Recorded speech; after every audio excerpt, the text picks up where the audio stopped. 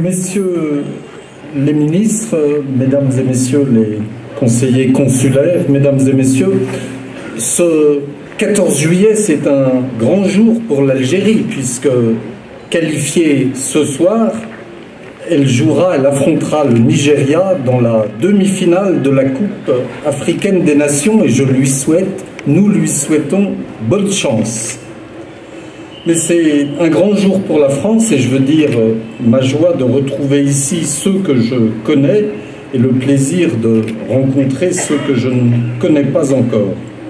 Je remercie d'abord Philippe Bordéliard, Laurent Cagna et tous ceux qui travaillent depuis plusieurs semaines à l'organisation de cet événement, de même que nos sponsors français comme algériens. Ce jour du 14 juillet revêt pour nous une importance historique. Les peuples ne choisissent jamais leur fête nationale au hasard. La France a réussi quelque chose de singulier dans le choix de sa fête nationale, puisqu'elle célèbre deux événements lors d'un unique anniversaire. L'Algérie, pour sa part, avec deux dates, le 5 juillet et le 1er novembre, célèbre un même événement, l'indépendance recouvrée. L'enseignement scolaire français a associé cette date du 14 juillet à la prise de la Bastille en 1789, alors que le texte de loi de 1880 qui fixe la fête nationale au 14 juillet insiste sur la fête de la Fédération qui eut lieu un an plus tard, le 14 juillet 1790, deux événements, prise de la Bastille, fête de la Fédération, célébrés dans une seule date.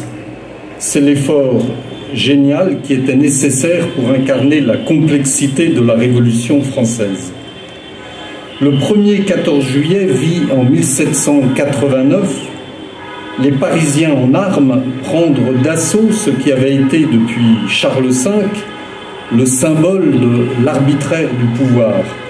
Si la Bastille avait progressivement perdu son statut de prison, elle demeurait l'entrepôt de la poudre à fusil dont sont faites certaines révoltes. La journée coûta la vie à 100 Parisiens parmi la foule et sa tête au gouverneur de Launay qui avait fait tirer sur eux ses gardes suisses. Un an plus tard, le 14 juillet 1790, vit moins de 100, davantage de fêtes.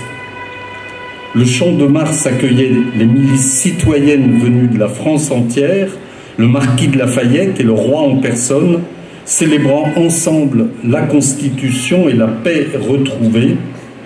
Au milieu de ce culte civique, l'Assemblée, emmenée par l'évêque d'Autun Talleyrand, entonna un Te Deum, unisson enthousiaste mais trompeuse que la fuite du roi à Varennes fit voler en éclats.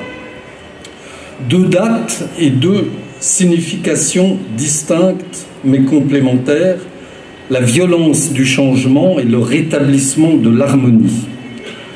Le 14 juillet porte en lui la mémoire de toute une révolution dont est né un régime plus juste. Il a fallu 100 ans pour achever ce que ces 14 juillet avaient amorcé et fondé la République. C'est en effet seulement un siècle plus tard, après avoir essayé tous les régimes politiques, républiques, empires, monarchies restaurées, que la France a trouvé son équilibre politique. Lorsque les peuples donnent à leur destinée un tour volontaire, la route qui s'ouvre est souvent semée d'embûches, et les Français le savent. Pour que ce processus débute, il faut déjà, comme l'écrivait Kateb Yassine en 1946, laisser les vieilles espérances et forcer la porte du doute. Cette porte du doute, on la force de différentes façons, chacun à sa manière. Chateaubriand a décrit la prise de la Bastille en spectateur sceptique. La Révolution, écrit-il, m'aurait entraîné si elle n'eût débuté par des crimes, écrit-il dans ses mémoires d'outre-tombe. Débute en effet à sa suite l'implacable mécanisme de transformation du vieux monde et de l'ordre ancien.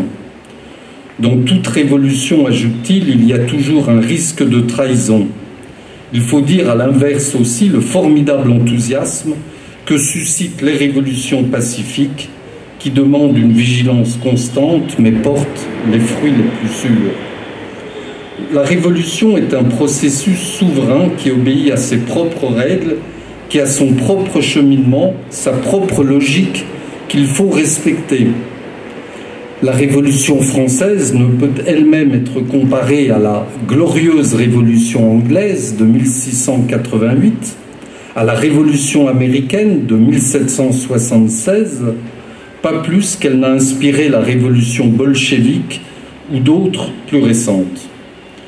Quand les vieux ordres vacillent et que, quelque part dans le monde, c'est l'imagination qui prend le pouvoir, les vieux pays révolutionnaires n'ont certainement pas de leçons à donner ou de conseils à prodiguer. Ils peuvent seulement saluer ces événements, exprimer leur sympathie et leur respect, ou dire leur dette à ces temps troubles mais libres dont ils sont eux-mêmes le produit, et saluer ceux qui, à leur tour, décident de construire leur avenir autour d'un projet commun choisi démocratiquement. Mesdames et messieurs, nous autres diplomates n'avons peut-être pas vu juste. Il faut l'avouer, nombre d'entre nous n'avions pas perçu la force de changement qui sommeillait dans ce pays. En quelques jours, nous nous sommes retrouvés dans un monde transformé, aux horizons redéfinis, aux perspectives nouvelles, et l'Algérie d'aujourd'hui n'est pas celle que j'ai connue durant bientôt 6 années passées ici. L'Algérie est ainsi revenue en peu de temps à sa vieille tradition de pays révolutionnaire que la France, comme le monde, lui connaît bien. On parlait souvent d'Alger comme la Mecque des révolutionnaires par les nombreuses rencontres internationales qui s'y tenaient.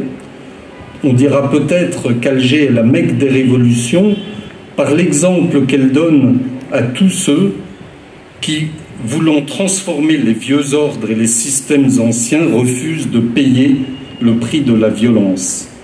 En cela, elle force le respect des autres nations. Elle écrit une nouvelle page de son histoire et de l'histoire du monde sous le regard ébahi et admiratif de la planète. Quel que soit l'avenir que vous écrirez, une chose restera, c'est la relation entre la France et l'Algérie. Nous sommes unis dans nos différences, c'est la singularité et la force de nos relations. Nous sommes unis indéfectiblement. Alger sera toujours à 800 km de Marseille, et sans doute Marseille à 800 km d'Alger. Unis par nos populations, nos cultures, nos économies, la langue que nous avons en partage. Nos rapports sont uniques dans leur genre, inédits de proximité, entre deux nations si différentes par leur histoire et leurs références. Quelles que soient les évolutions des deux côtés de la Méditerranée, et nous savons tous que l'Europe, comme la France, connaît aussi ses mutations, il faut faire fructifier ces liens qui dessinent l'avenir de nos pays et de notre relation, par les instituts français, les échanges entre universités, l'enseignement du français. Nous œuvrons tous ici à développer cet héritage qui nous a été légué. C'est une opportunité pour l'Algérie, c'est une chance pour la France, qui a aussi tant à apprendre de l'Algérie. C'est aussi une chance pour les Français, qui, surpris comme ils l'ont été depuis ce mois de février, souhaitent mieux vous connaître. C'est quelque chose qui résiste au temps. Vous tous ici, œuvrez quotidiennement à faire vivre ce dialogue, à faire prospérer ce nous franco-algérien pour qu'il vive dans la durée. Je souhaite donc bonne chance d'abord à l'équipe algérienne pour ce soir, dans 1 heure exactement. Je vous rassure, il y aura sur les écrans de télévision la reprise du match tout à l'heure. Je souhaite donc bonne chance à l'équipe algérienne pour le match de football. Je souhaite bonne chance à l'Algérie et je vous remercie. Vive l'Algérie, vive la France.